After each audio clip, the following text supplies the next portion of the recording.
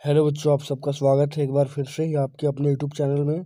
तो अभी के इस वीडियो में हम लोग बात करेंगे सोशल साइंस क्लास 10th का मोस्ट इम्पोर्टेंट 40 ऑब्जेक्टिव सवाल जो आपके 25 फरवरी के एग्जाम के लिए काफ़ी इंपॉर्टेंट होगा।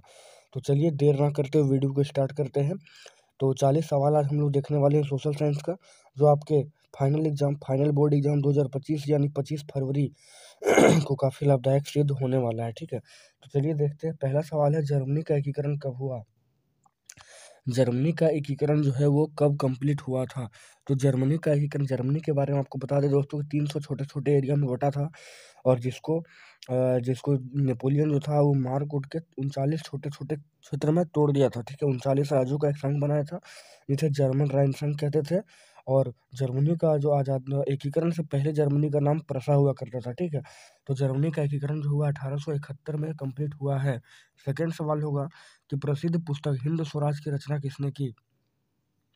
प्रसिद्ध पुस्तक जो था हिंद स्वराज, ठीक है, इसकी रचना किसने की? तो महात्मा गांधी ने की थी हिंद स्वराज की रचना। तीसरा सवाल होगा कि पूना पैक्ट कब पारित हुआ? तो पूना पैक्ट पारित हुआ सितंबर 1932 में। ठीक है, पूना पैक्ट, और ये गांधी और अंबेडकर के बीच में ये पैक्ट हुआ था। पूना पैक्ट गांधी और अंबेडकर के बीच में हुआ था।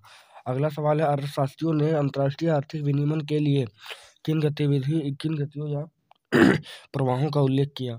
अर्थशास्त्रियों ने अंतर्राष्ट्रीय आर्थिक विनिमय में किन गतियों प्रवाहों का उल्लेख किया है? तो व्यापार का भी किया है, पूंजी का भी किया है, श्रम का भी किया, उपयुक्त तो सभी। इसका आंसर 4 का डी होगा। अगला सवाल होगा, जॉबर क्या था? जॉबर कौन था? ठीक है, तो जॉबर जो था वो पुराना विश्वस्त कर्मचारी होता था ईस्ट इंडिया कंपनी का।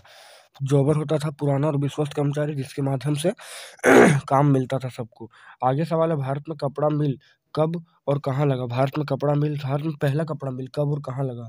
तो भारत में पहला कपड़ा मिल जो लगा है वो 1854 में बम्बई में लगा है। ठीक है, 1854 में बम्बई में लगा हुआ है पहला कपड़ा मिल।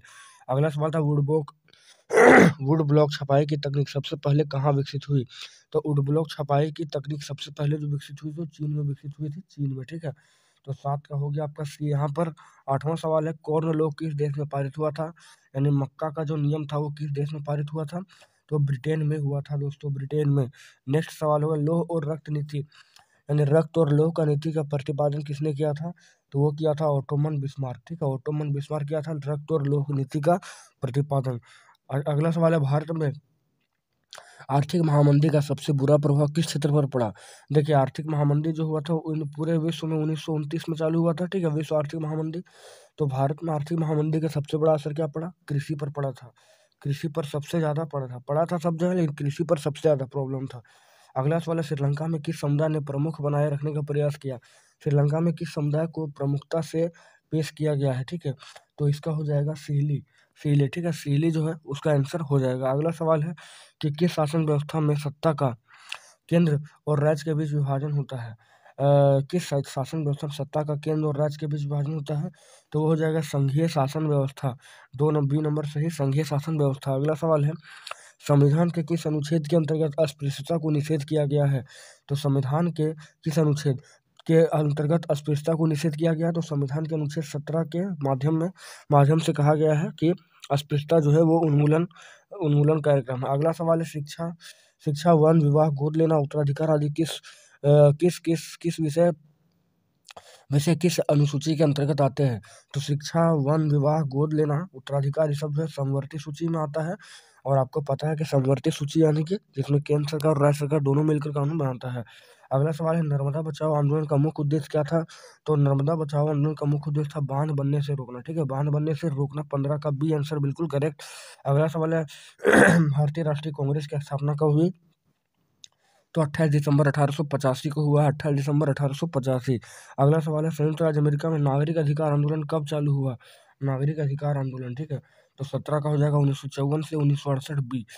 संयुक्त राज्य अमेरिका में नागरिक अधिकार आंदोलन 1954 से 1968 के बीच चला था। अगला सवाल है, संविधान की किस अनुसूची में भाषा का वर्णन है? तो संविधान के जो है संविधान की आपका जो हो गया वो हो गया आपका 8वीं अनुसूची में संविधान का अनुसूची भाषा में वर्णन है 8वीं अनुसूची में। और अगर आप बात करें तो अनुसूचित जो भाषी है, अनुसूचित जनजातियों का जो भाषी, उसको 22 भाषा को अनुसूची में शामिल किया गया है। आगे पंचायतों में महिलाओं के लिए कितने परसेंट आरक्षण का प्रावधान है? तो 1/3 यानी कि 33% जो आरक्षण का प्रावधान किया गया है। अगला सवाल है बच्चों कि विश्व में सबसे अच्छी शासन व्यवस्था कौन सी मानी जाती है? देखिए, तो सबसे अच्छी व्यवस्था जो है लोकतंत्र, ठीक है, लोकतांत्रिक है सबसे अच्छी व्यवस्था। अगला सवाल, इनमें कौन राज्यों में काली मृदा पाई जाती है? तो ऑप्शन है गुजरात, राजस्थान, पंजाब और हरियाणा, ठीक है। तो गुजरात में जो है काली मृदा पाई जाती है, क्योंकि गुजरात जो है थोड़ा बहुत दक्कन के पठार के आसपास आता है। अगला सवाल है कॉर्बेट राष्ट्रीय उद्यान, जिम कॉर्बेट नेशनल पार्क कहाँ पर है? तो जिम कॉर्बेट नेशनल पार्क जो है आपका वो हो जाएगा उत्तराखंड, ठीक है, Uttarakhand. Jim Corbett national park Uttarakhand हो जाएगा। अगला सवाल है सरदार सरोवर बांध गुजरात के किस नदी पर बनाया गया?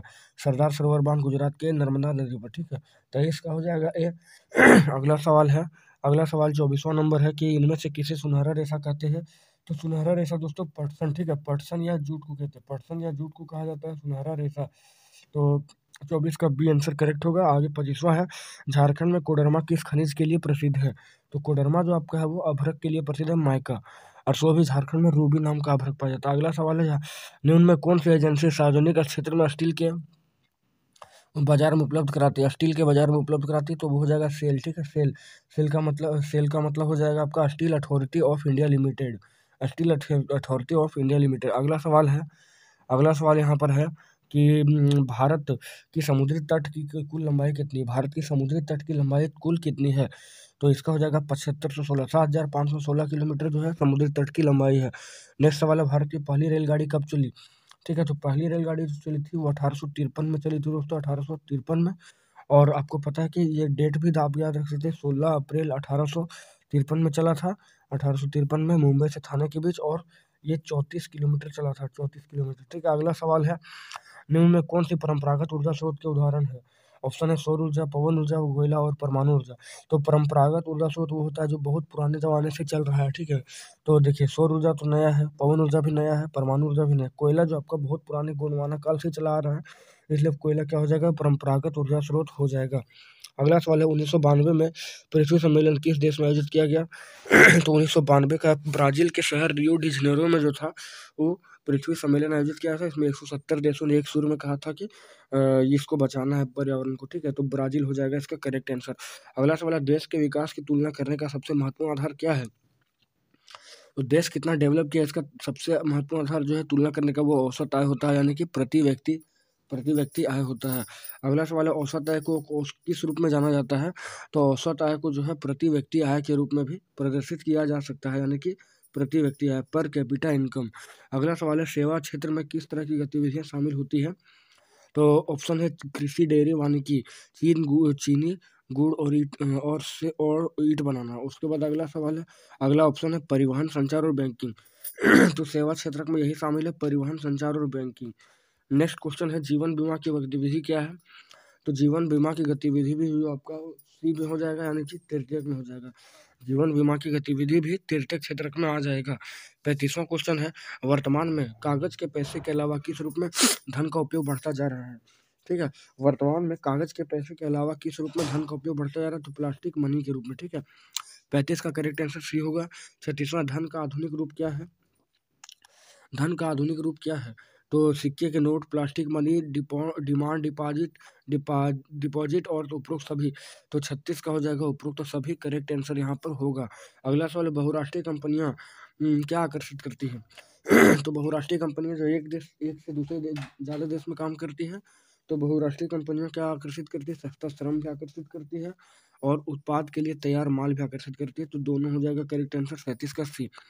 अगला सवाल है 38वां नंबर की, निम्नलिखित में से कौन सार्वजनिक मरम्मत सेवाओं के अंतर्गत आता है? सार्वजनिक मरम्मत सेवाओं के अंतर्गत आता है। तो डाक सेवाएं या मोबाइल मरम्मत सेवाएं या वायरिंग मशीन बिक्री के बाद सेवाएं या इनमें से कोई नहीं। तो 38 का हो जाएगा मोबाइल मरम्मत सेवाएं, ठीक है। मोबाइल मरम्मत सेवाएं जो होगा सार्वजनिक क्षेत्र में आएगा। अगला सवाल है, अगला सवाल होगा यहाँ पे कि सूचना का अधिकार अधिनियम कब पारित किया गया था? तो वो 2005 में पारित किया गया था सूचना का अधिकार। नेक्स्ट क्वेश्चन है, नेक्स्ट क्वेश्चन है यहाँ पर कि नेक्स्ट और अंतिम क्वेश्चन है कि आरबीआई के निर्देशानुसार बैंकों को अपने पास कुल जमा राशि का कितना परसेंट नगद रखना पड़ता है? तो आरबीआई जो है बैंक को एक डायरेक्शन दे रखा है कि जमा राशि का जो है 15% अपने पास नगद के रूप में रखो, ताकि इससे भी काम चल सके। तो ये रहा आपका मोस्ट इंपॉर्टेंट कितना 40 ऑब्जेक्टिव सवाल, जो आपके 25 फरवरी एग्जाम के लिए बहुत ही लाभदायक हो, क्योंकि वहाँ पर आपका 30 ऑब्जेक्टिव है और 30 ऑब्जेक्टिव के लिए यहाँ पर इस वीडियो से आप कुछ ना कुछ सवाल आपका रिपीटेड होगा। प्री बोर्ड में सारे सवाल इधर से उठाए गए थे, ठीक है।